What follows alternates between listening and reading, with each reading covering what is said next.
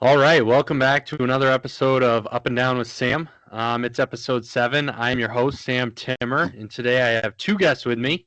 I have Dr. Jim Timmer, current athletic director at Calvin. He was on episode 2, I believe it was. So you guys already got his intro. He's back for another round. And then we have a new guest today, Nate Drews. I'm going to let Nate kind of introduce himself, where he's been in the sports world. And then we're just going to jump right into the agenda today. So, Nate, take it away. Yeah, thanks for having me, Sam. Yeah. So, Nate Drews, my wife, Anna, is Sam's cousin. So, I, along with Anna, played basketball at Calvin, although I say she was a lot better than I was. I was a three-point specialist, so 3-and-D guy. I always laugh at, the high point game watching Chase Johnson there. I think, I made a couple more twos than him. But I think it took me, I don't know, like 15 games to even shoot a free throw. So, okay. Yeah, so from the east side of the state, I grew up like 10 minutes from the Palace, so I was a huge Pistons fan. But my dad's from Wisconsin, so like Sam, huge Packers fan. 2-on-1 today.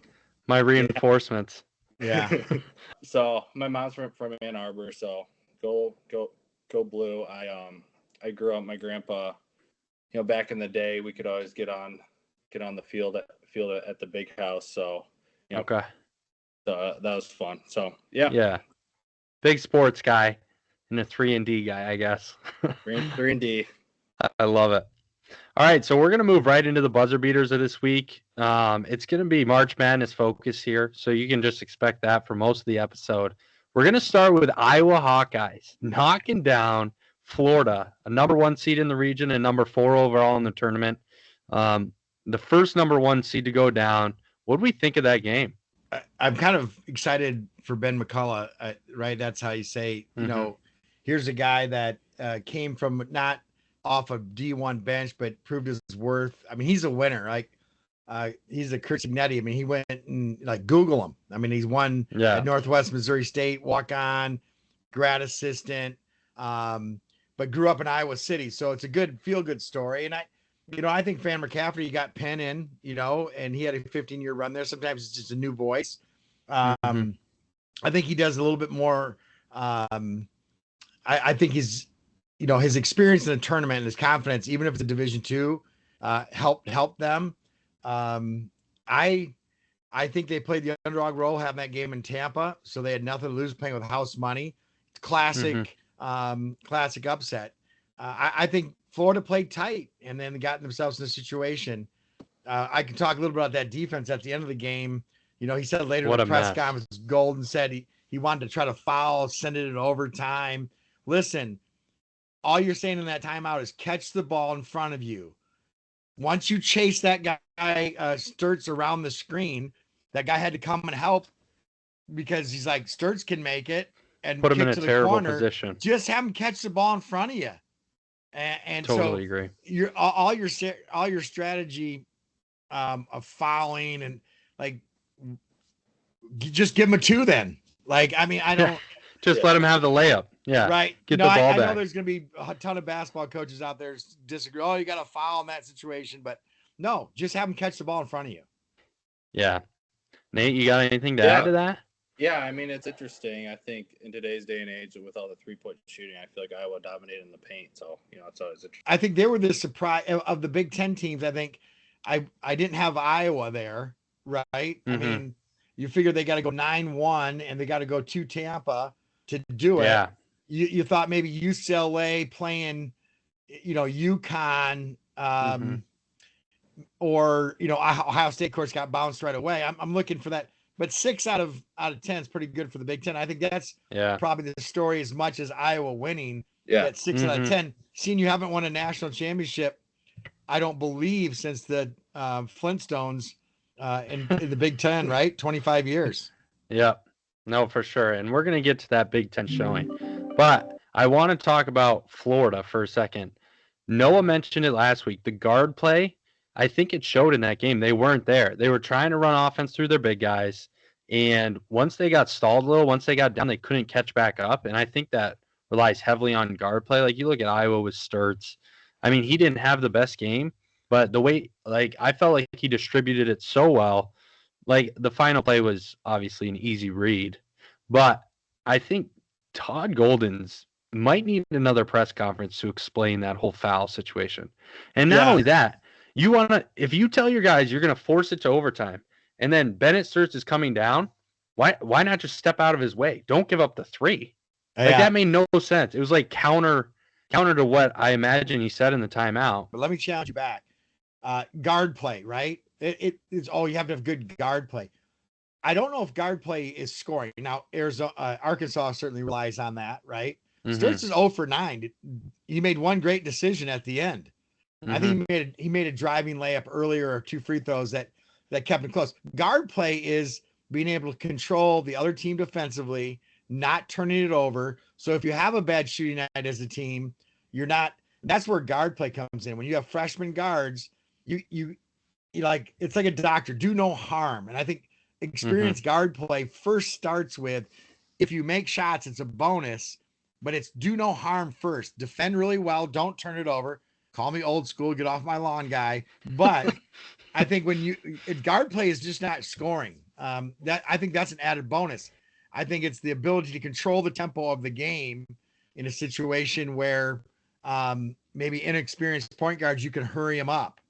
And inexperienced guard play, can be hot one night and cold the next.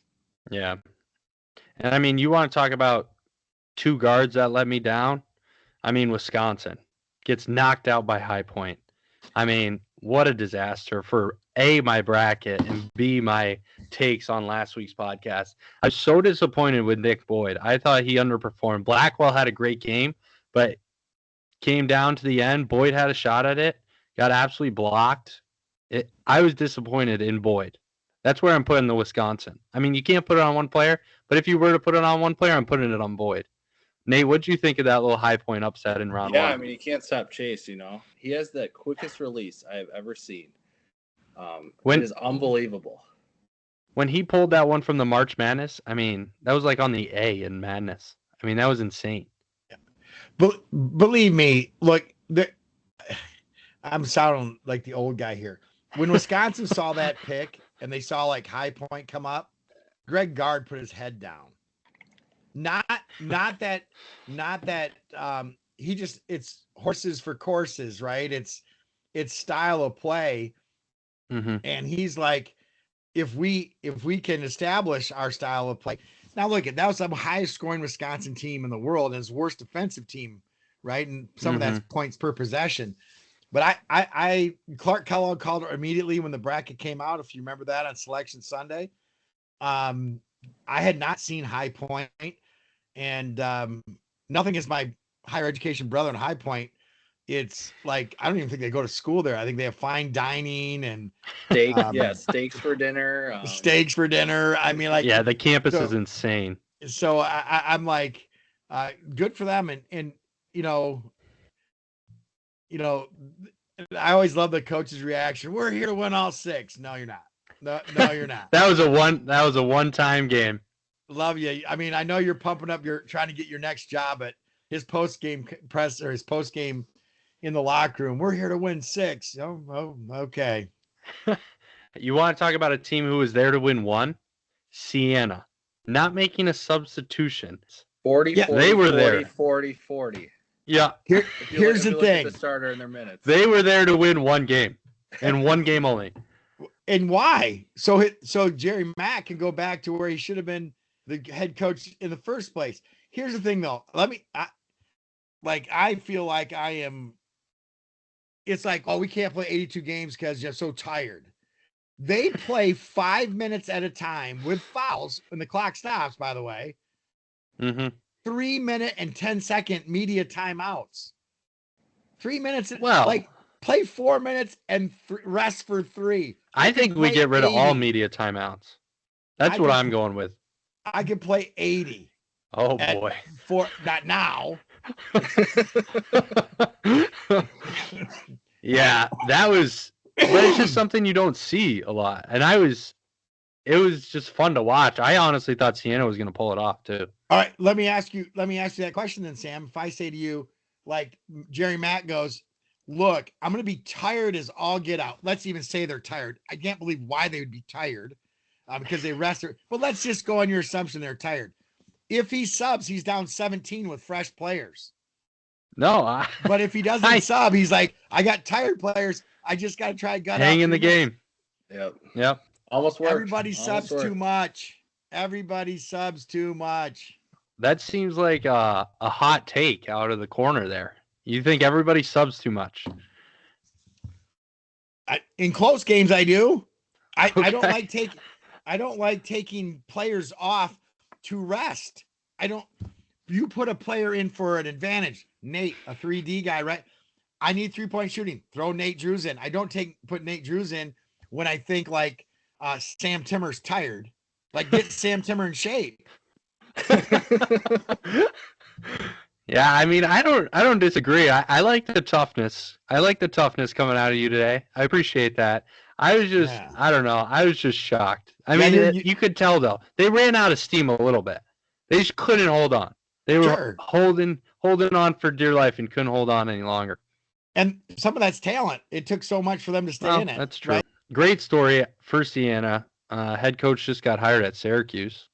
Well, he was the star of 2003 with Carmelo. Mm-hmm. And then was the assistant coach there for he and the other guy were both Autry and him were both assistant coaches. They picked Autry. 4 years later, they bring back GMAC. Hopefully he can turn Syracuse around. I mean, talk about a program who struggled. But we'll leave that one. He's got to call Carmelo and say, Carmelo, I need 10 million more. Yeah, I need some NIL money. Remember the days when I used to pass it to you all the time? Yeah, you saw Arizona State, right? They have $10 million in their NIL.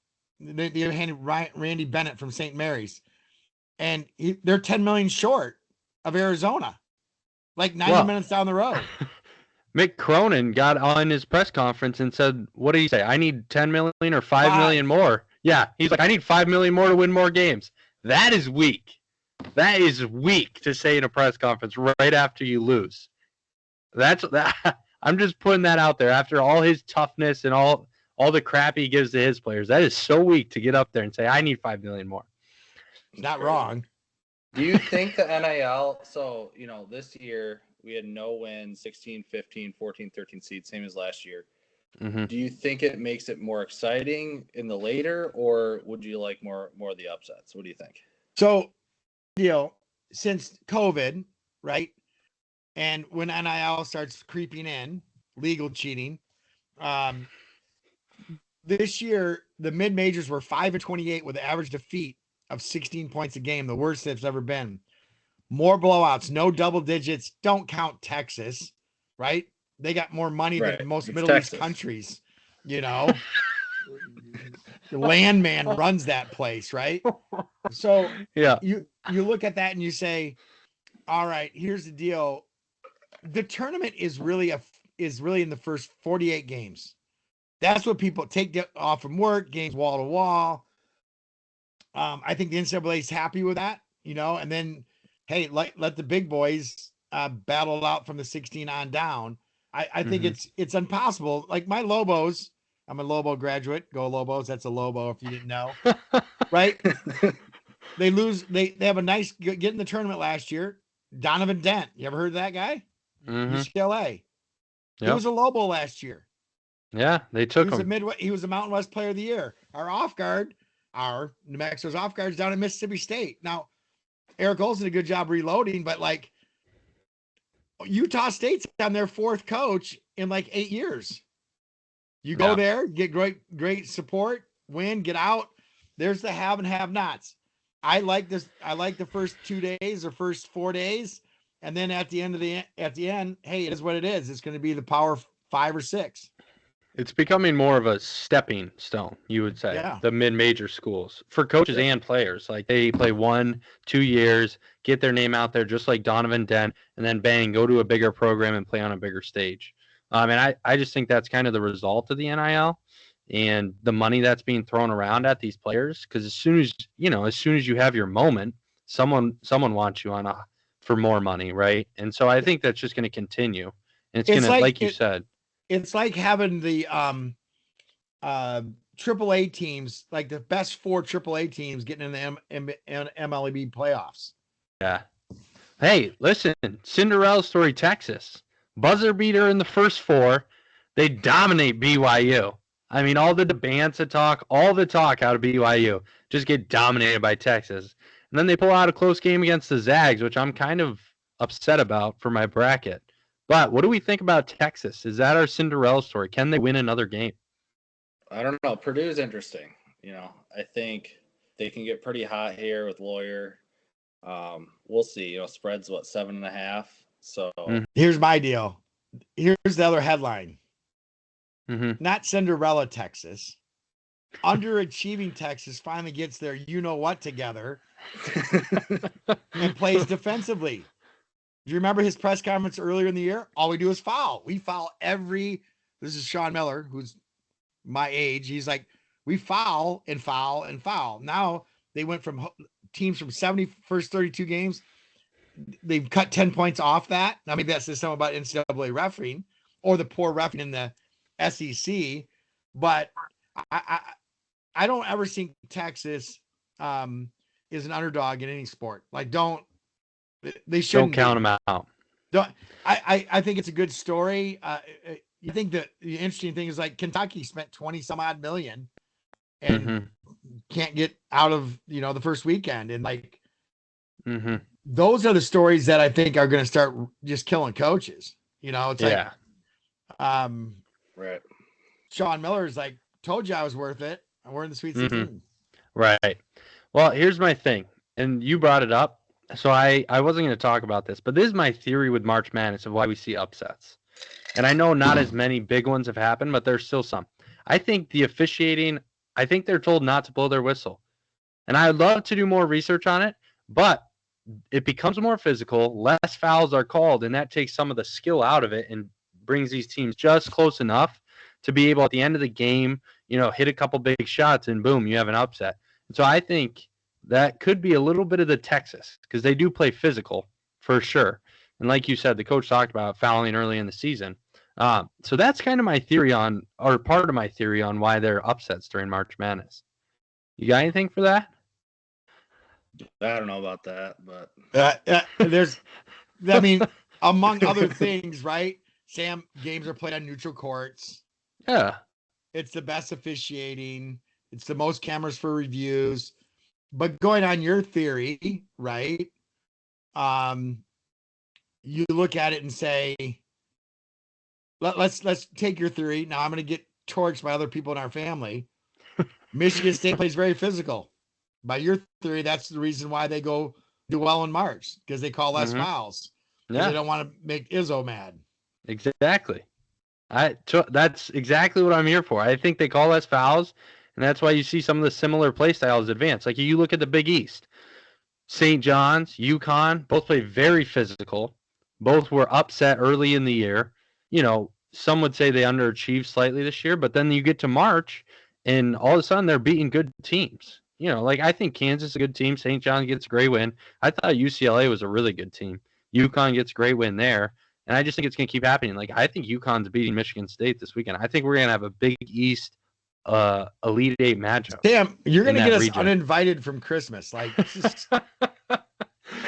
the Michigan State talk. Yeah. For those who don't know, half our family is Michigan State fans, and we love them dearly. But, speaking of the Big Ten, you mentioned it already. What a weekend. This is our first stripe of the week. They went 13-2 and had 6 teams advance to Sweet 16. Easily the best performance from a conference. Are they going to get it done? Is this going to be their championship year? It's been a while, right? Was it since 2000 and yeah, State and Mateen Cleaves, right? Mm-hmm. Yeah. Michigan had 2 shots at it. It wasn't a foul when Trey Burke blocked that Silva dude. Yeah, that's one of the most influential calls ever. Yeah. That was terrible. Here's the interesting thing, right? The Big Ten, we're saying, well, the Big Ten has a shot now. Now, there's a lot of original members of the Big Ten in there, right? USC and UCLA, Oregon and Washington and Rutgers Maryland are not representing him. Right. You're talking some original members. So maybe your theory says, well, the Big Ten. Here's the thing. When they allowed NIL in collectives and revenue share, those are some of the biggest universities with the largest alumni bases. And so it's like saying, oh man, the Dodgers and the Yankees and the Red Sox and like, you know, they're all in the playoffs. Like shock. You have the biggest budgets, the best coaches. People aspire to go there, right? I don't think Marquette, even though I love Shaka, is like, hey, Yaxel, you want to come play at Marquette? Yeah. Mm-hmm. Absolutely not, right? So there's the collection to the top. Even and you compare the Southern schools, you know, the Duke still has it. North Carolina hasn't made the commitment yet. I know we'll talk about that later, but so in a lot of sports, you watch the Big Ten. You know, they're going to be, particularly in those two, they're going to be pretty dominant. In hockey, they'll be dominant. Of course, a lot of high schools don't play hockey, but you know what I'm saying? Like, right. Yeah. The system has put the thumb on the scale for the Big Ten in a lot of sports, and right now basketball is one of them. Mm-hmm. And I'll give you my second stripe of the week too.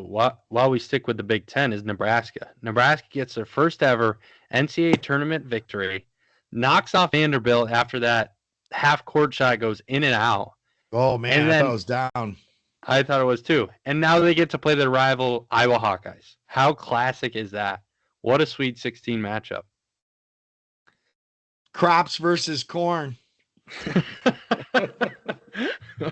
Here's some interesting things on the Nebraska game with Vanderbilt. Twice in the second half, they had moments where 7 consecutive shots were made. Back and forth. Yeah. You know, in what I call a very poor shooting era, that is almost mathematically impossible, it seems, to make that many shots consecutively back and forth. And so they almost had the ultimate bank three. Fred Hoiberg, I give Nebraska's administration for hanging with him. You know, he got a loyal fan base out there, got to play close to home. And now I don't know if they like that matchup. I don't think they do. I think they wanted to play the underdog. Now they don't get to. I mean, they wanted to be the great story, and now they're like, oh, seriously. You know, Nate can probably talk about some of his high school and college. Like, you really don't feel like you're in the national tournament if you're playing a team for the third or fourth time. I don't know how many times they've played. Yeah, it's hard to beat a team 3 times. You know, that the familiarity. Matchup of we love to punt on 4th down. That's what exactly. Yeah, I think they should tip it off. They should have like a ceremonial punt. I saw that on Instagram. They should have like a ceremonial punt to start the game between Nebraska and Iowa. I look at this. At least it gives the Iowa women's fans something to do after getting knocked out at home in the women's basketball. How do you lose a home game to get to the Sweet 16? I don't know. I got nothing for that. I mean, UConn's made 31 straight Sweet 16. Yeah. Well, they played 2 home games every. It's like the Gino Ariema, you know, invitational. Yeah. Do you see the Syracuse coach? She was complaining about having to go there for 3 years. Yeah. You know what I say to her? Welcome to Division III. Like if you go to the same schools.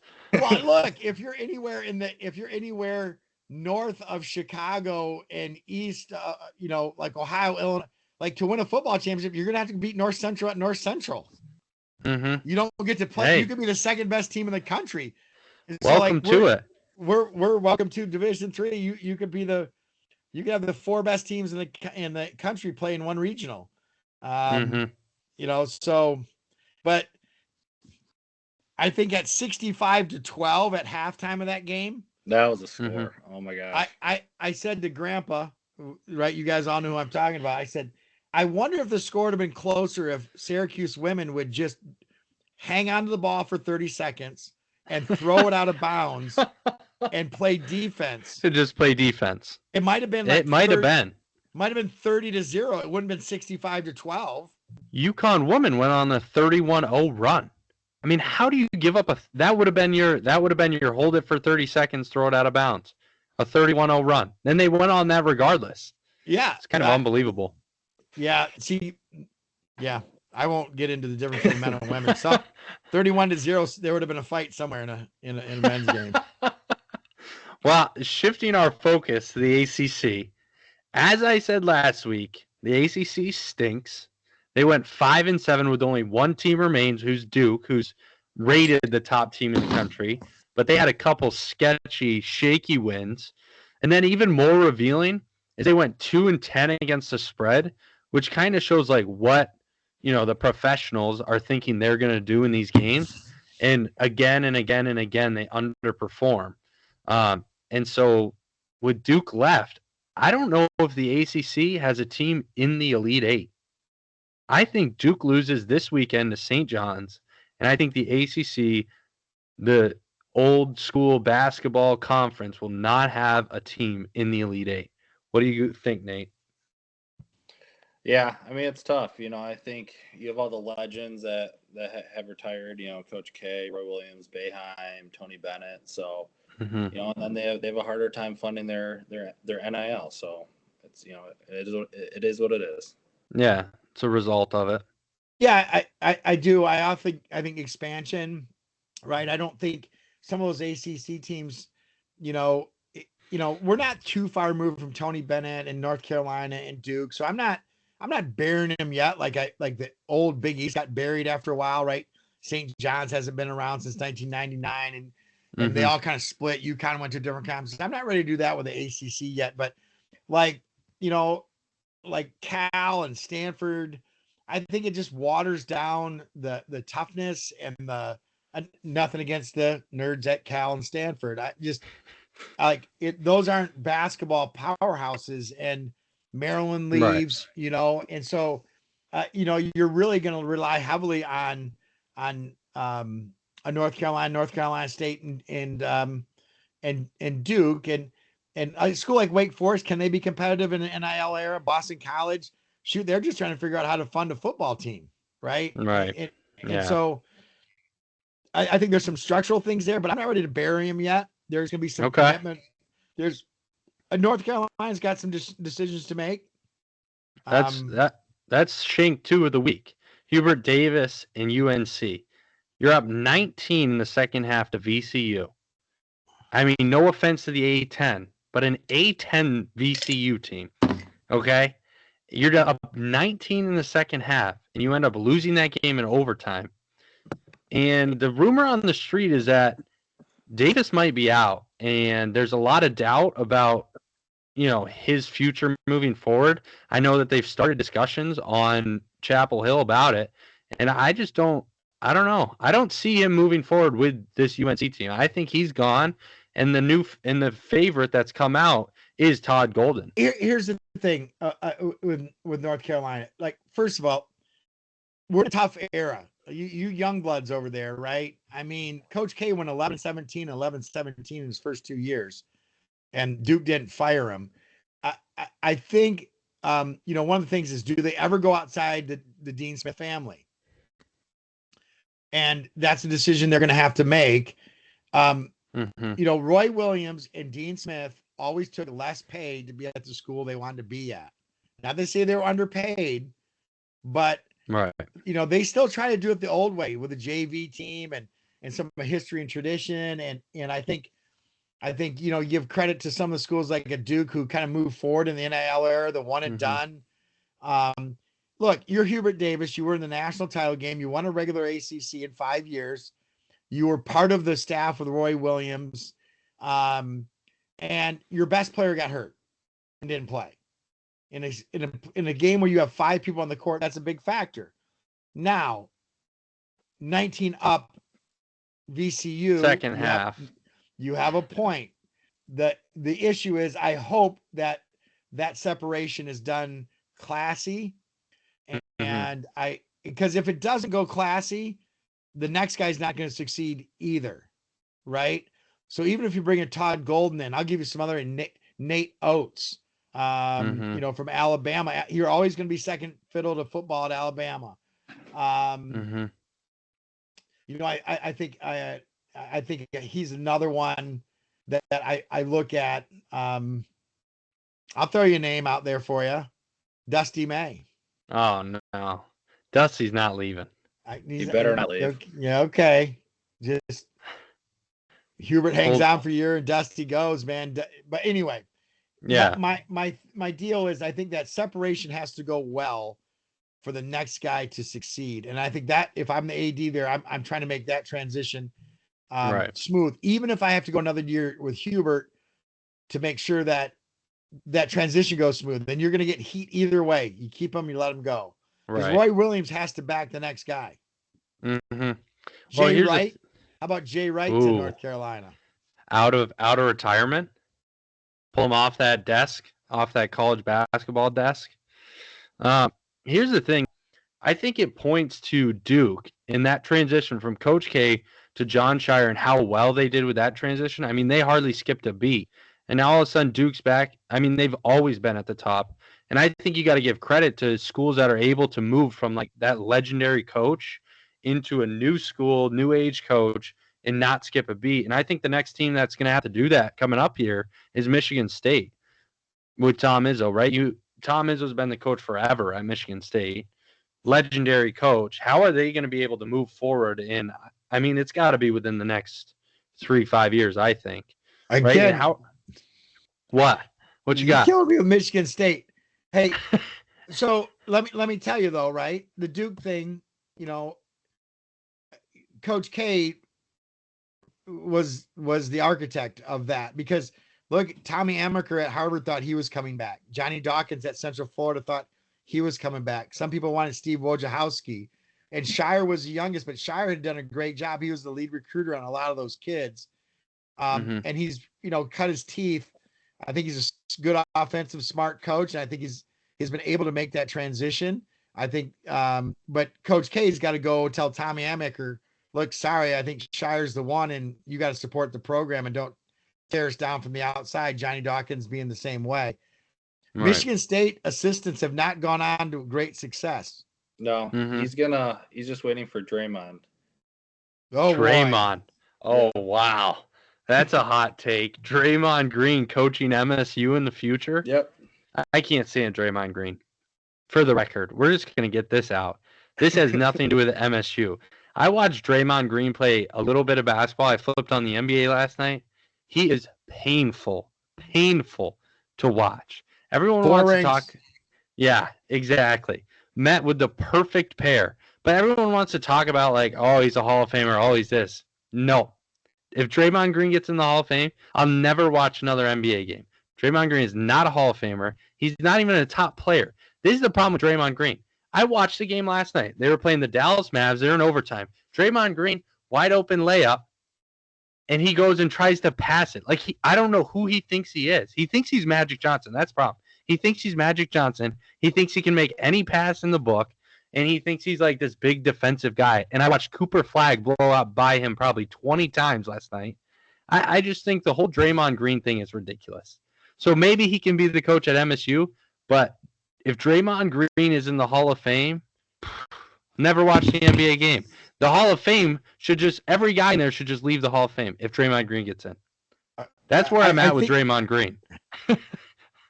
I think you're being a little tough on Draymond. Do I think he's a Hall of Famer? He was an all-star. Go back and look at some of those championship runs. He was a decision maker. He allowed them to do some things defensively and play small lineups because he would be able to guard. The dude is a little older than you think. Yeah, he's old. I'm like, I mean, it's like, but still, golly, guys out there in a walker, and you're super critical of him. Well, he talks like he's still in his prime. He always gets on the post-game press conferences and talks a bunch of crap. I'm not a Draymond Green guy. I'm really not. He drives me crazy. Yeah, well, I don't think anyone thought you were a Draymond Green guy after that rant. And I'll tell you this, of the 10 reasons why I wouldn't watch the NBA, Draymond Green not shooting a layup and kicking it out for a three is in the bottom 10. I got 100 reasons why I might not watch the NBA. He turned it over, by the way. With 9 travels every possession. Other than that, you don't like the sidestep move, the step back sidestep? I don't like the 7-step gather move. James through Harden. The lane. James Harden. Giannis is the worst. Giannis dribbles once and then he runs up the court and dunks it. Hey, we're on this subject. I get really sick of watching whether it's college basketball, March Madness, when they give all this credit to they do the high screener roll and the guy palms it and then makes a decision. He holds it. He holds it under like this. Yeah. And then like a dinner plate. I'm like, great decision. I'm like, oh my gosh. Like if you could start and stop dribble, you should make good decisions. Yeah. Anyway. How much trouble is NBA in? I mean, they're reducing the cap. Well, they want to expand. Yeah, but they want to expand teams. They're looking to add 2 teams, which is. I'll take one in Grand Rapids, then I'll watch. Yeah.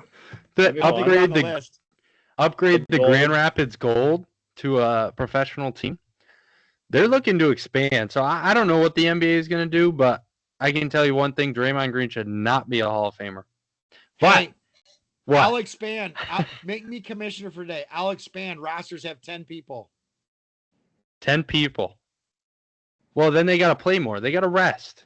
You know that. The point. Kawhi Leonard plays 30 games. If you have 10 people, you can hardly have a roster spot with him. So maybe you ship him to a team who's tanking because 1/3 of the league's tanking anyway. I know. It's brutal. They're looking into those investigations too. Have 15 people, but you could have 7 active for a game. And you have to announce it a week before. 7 a week before. Oh boy. Good luck with that one. That's why I'm not commissioner. We've been a little bit all over the place, but I'm going to make you guys make picks. We got the Sweet 16 and the Elite 8 this weekend. Give me your final 4 teams. Who's going to move on to next weekend? Who will make it out this weekend? We're starting with you, Dr. Timmer. What you got for me? I think Illinois is going to make it out. Ooh. I think. Over Houston. Yep. In Houston. Yes, it is in Houston. I think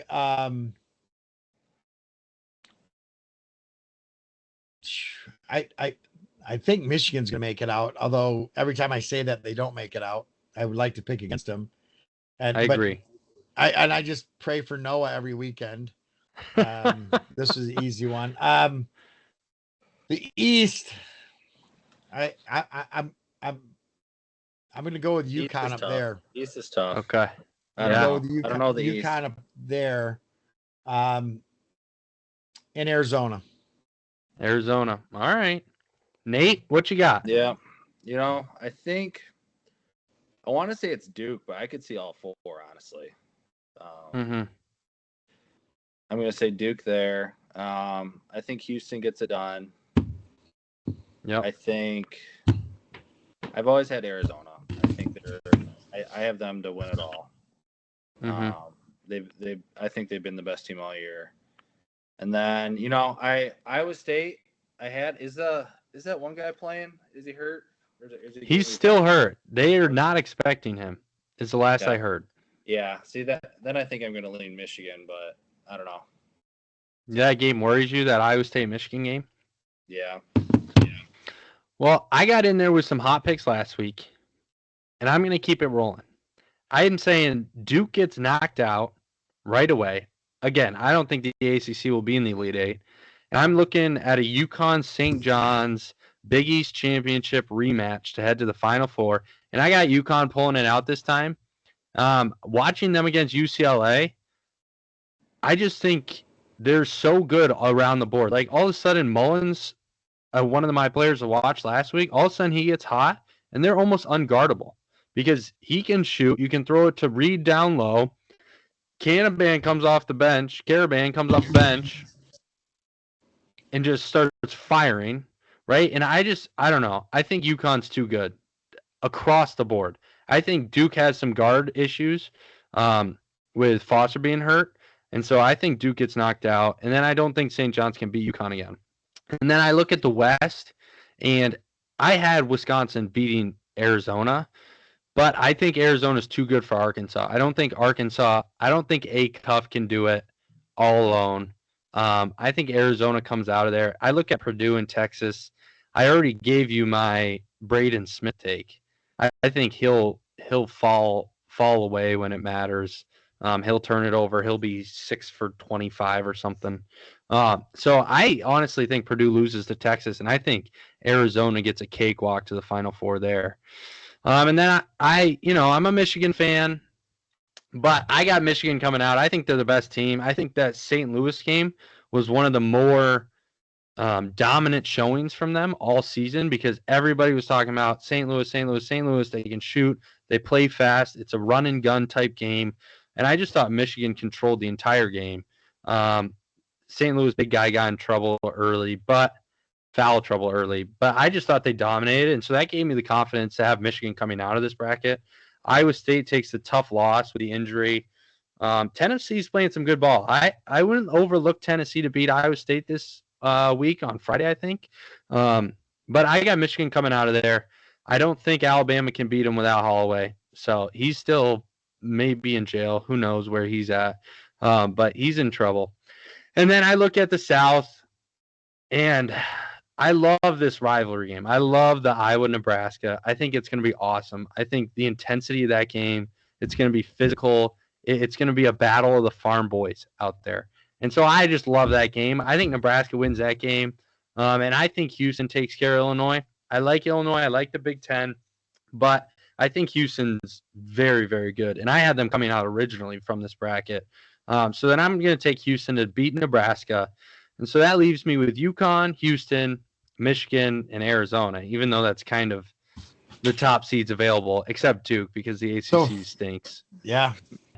But I think the Illinois matchup is going to be interesting for Houston. Illinois plays a lot through those Isevich and Usevich and Stavakovic or whatever their itches are. And they're one of those teams that can get hot and just make 10 threes in a row. So that's going to be an interesting game, but I do think Houston pulls it out. So we'll see. Obviously an exciting weekend. Michigan, Friday night, should be a good game. But that Alabama team can shoot the three. How much does that worry you headed into Friday? You always worry about it. Yeah. A little bit. Mm-hmm.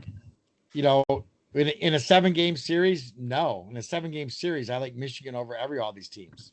Right. Right? Because of size, and they have multiple ways to score. And yeah, I think Yaxel's probably the best. He and Acuff are probably the best players in the country. Mm-hmm. But it's not a 7-game series, so you always worry about that one-off. Yeah. You know, I don't know. David and I wasn't worried. David and Goliath when David's throwing stones. Yeah. Yeah. I mean, I honestly thought Michigan had a little bit of a cakewalk, but after watching Alabama come out against Texas Tech, I mean, they were unbelievable in that game. They just, let it rain on Texas Tech, killed them. So I agree, but I'm hoping they got all their threes out last weekend. So I think they're going to be a little colder this weekend, but we'll see. And now, because there's no Packers news, because we're not doing anything, we're going with golf on the go this week. So we got Matthew Fitzpatrick wins the Valspar Championship at Copperhead, shoots 3 under on the final day, 11 under total, which is a lower winning score for PGA events. Great week for him, especially bouncing back from the bogey he made on the last hole of the Players last week to lose the tournament. So pretty cool bounce back there. What did you guys think of the Matthew Fitzpatrick performance? Nate, what did you think? Yeah, honestly, it was a tough watch.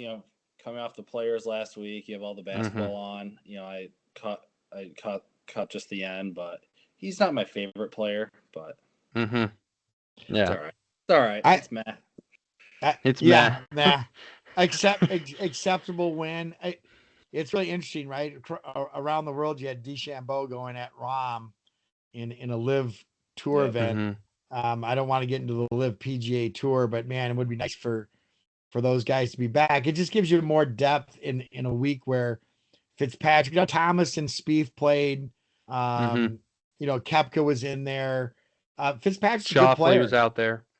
Yeah, and I always think, at least when I see Fitzpatrick or Tommy Fleetwood play pretty well, it makes me feel better about Ryder Cup, because usually it's like guys that I don't see all year and they like roll 9,000 feet of putts in a Ryder Cup. So Fitzpatrick searching for that second validated major. I don't like him at Augusta. I thought, we're starting to get into that whole thing. And, you see people's different strategies. Schauffele's played a lot. Scotty takes the week off. Baby. And Scotty's out this week. What's that? Did he have a baby, I think? Scotty's out this week. No official confirmed, but he did leave because his second child is expected, whether they had that child or not. They're going to Texas? Yeah, but he's not. He withdrew from the Houston Open this week. All right, so if you got the Masters coming up and you're a golfer like Scotty Scheffler, do you C-section that thing so you have no chance of that rolling into Masters week? He's had this before. I mean, he had the debate whenever he won the Masters. That was 24. That was Bennett. 24. Yeah, Bennett was born, I think, a couple days after. I think it was, but they were like, "Hey, if your wife calls and your final round leading, like, are you dipping?" And he's like, "Yeah, I'll be back." Can you imagine having that confidence? He was like, "I already won one, so yeah, I would leave." I was like, "Oh boy, I don't know, Scotty." I'd say hold on to that baby. He's got to say that and be slipping the doctor some money to say this baby ain't coming. Hold on tight. But speaking of two Englishmen, you brought them up, Tommy Fleetwood, Matthew Fitzpatrick. Now, looking at their careers, I got some stats for you. Very similar careers. You look at Matthew Fitzpatrick, he's 143 out of 183 cuts made. He's got 3 wins on tour, one of which is a major, and 9 international wins. And then you look at Tommy Fleetwood, who, on the other hand, 144 out of 168 cuts made, so almost identical cuts made. He's only got that 1 win on tour, and he also has 9 international. And so the question becomes, looking at Ryder Cup, looking at these guys, who do you want moving forward? Is it Tommy Fleetwood, or is it Matt Fitzpatrick as the Englishman moving forward? Yeah, I mean, if you would have asked me last year, it would have been Tommy, but it's tough. Tommy, he really hasn't gotten over the hump in majors. I think he was pretty close in Shinnecock there with that Sunday or Saturday performance, but I still am gonna ride Tommy. But I think I'm probably a little biased just because I feel like I like him a little more. You're a Tommy fan, but yeah.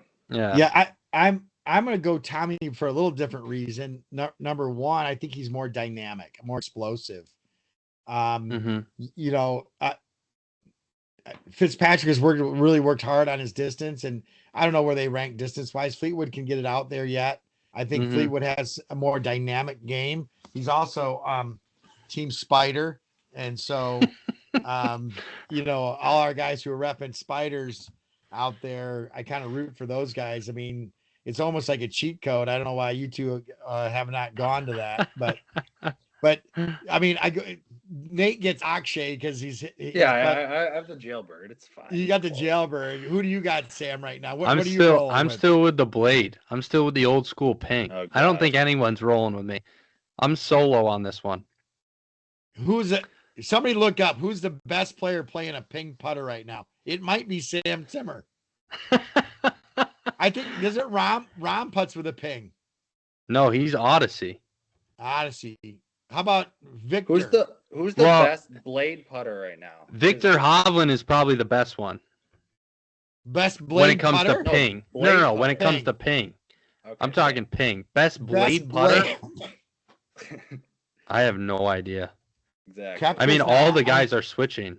Koepka switched. I want to look that up. Switched. Koepka switched. Yeah, I don't know about the blade. I mean, I'm a blade guy. Tiger. That's who you got. Best putter yet with a blade. He made his return to TGL. Yeah. That's played right now. Yeah, I think LA Golf Club took care of business. Sam, I want to give you a topic next time I'm on. Oh boy, what's that? Best Tiger Woods stats. Best Tiger. Okay, I'll put that one in the back pocket for your next appearance. 10,000 putts outside of 3 feet, and he missed one for a decade. Yeah, I mean, inside of 3 feet. Inside of 3 feet. It's crazy stuff like that. Yeah, that's pretty impressive. You know, that stat wouldn't hold up for me. But hey, I'm going opposite of you two. I'm going Matthew Fitzpatrick, and I'll tell you why. I thought Tommy was one of the best players, especially last year. He gets over the hump, wins the tour championship. And I thought like he was really going to start rolling. And then this year, I'll be honest, he's been very underwhelming. And I think Matthew Fitzpatrick has now he won this week, obviously at the Valspar.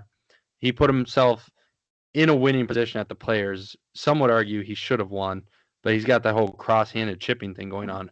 But I think moving forward, I think he's more likely to win another big tournament than Tommy. He's done it before with his U.S. Open. And I don't know. For some reason, I just think his technicality and all his like brain metrics and analysts is going to keep him in the moment a little more. And I think Tommy gets ahead of himself, and that's why he can't get over the hump. So that'll be interesting to look at moving forward. Two guys who have almost exact careers. I would say Matthew Fitzpatrick's a little more successful right now, but in seeing how they perform moving forward. But I got a bonus question for you, Dr. T. Okay. Could you cross-handed chip? Have you tried it? No. You don't think so? I'd one-handed chip before I'd cross-handed chip. I feel like you might break your wrist. I look, despite my physical appearance, I'm not going to do anything that rocks the boat, that makes the people playing with me go, what is that guy doing? You like to fly under the radar. I already aimed 40 yards left to try to get in the fairway. So, I mean, I'm playing a sloppy slice. I'll get your answer. Ludwig Oberg is the best blade putter going right now. Oh, yeah. The Odyssey White Versa #1, according to my AI research, 18% on DP Tour and the PGA Tour around 18% are to blade right now. It'll swing back. Yeah, it'll swing back. Someone will come up. When Tiger wins the Masters, it'll swing back. Lab just released two more blade style putters. Lab Golf did. So it will swing back once they figure it out. It's just kind of one of those movements right now. But that wraps it up for episode 7 of Up and Down. Thank you guys for coming on. It was fun. Sam. It's good having you guys. Always fun, Sam. Yep. Thank you to the listeners. Like, subscribe. We appreciate you listening. And yeah, go Pack, go Blue. Go Blue. Alrighty.